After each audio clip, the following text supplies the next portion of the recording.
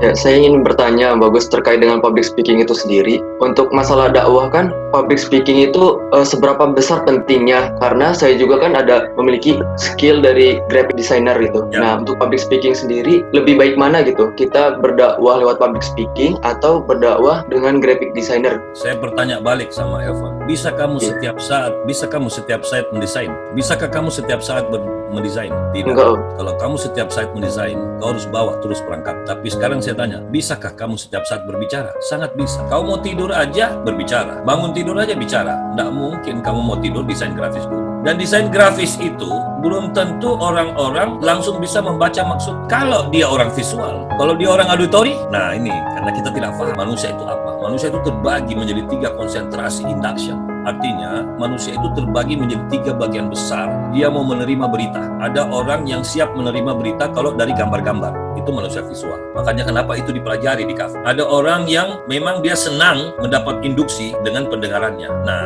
dengan pendengaran dia pasti fokus kepada suara-suara atau suara hatinya. Oleh karena itu orang auditori itu suka sekali membaca, ya, dengerin radio dan seterusnya. Jadi dia mendengar lewat buku, bisa mendengar lewat radio. Walaupun kita secara bahasa agak aneh tuh, mendengar pakai mata. Mendengar pakai mata itulah buku yang dibaca. Yang melihat pakai mata, tapi sebenarnya dia sedang mendengar. Dan yang terakhir adalah orang-orang manusia kinestetik. Orang-orang kinestetik dia tunggu kesan. Kalau suasana tidak mengesankan hatinya, dia tidak mau mendengar, dia tidak mau melihat. Nah, yang paling dahsyat itu berbicara. Dia bisa masuk ke semua lini. Jadi kalau ditanya lebih bagus mana, ya jauh lebih bagus public speaking. Karena Om Bagus ini arsitek. Mungkin Elvan belum lahir, saya sudah menguasai ilmu desain grafis. Karena Photoshop, Corel Draw itu sejak tahun 80-an sudah saya kerjain. Karena memang itu pekerjaan saya. Tapi saya sudah melihat sangat berbeda pengaruhnya. Karena kalau gambar apalagi still gambar diam, itu kurang kuat. Dia bisa kuat kalau dia sudah mulai ke arah movies, animasi. Maka anak-anak saya mulai SD sudah kursus animasi. Karena saya tahu di era mereka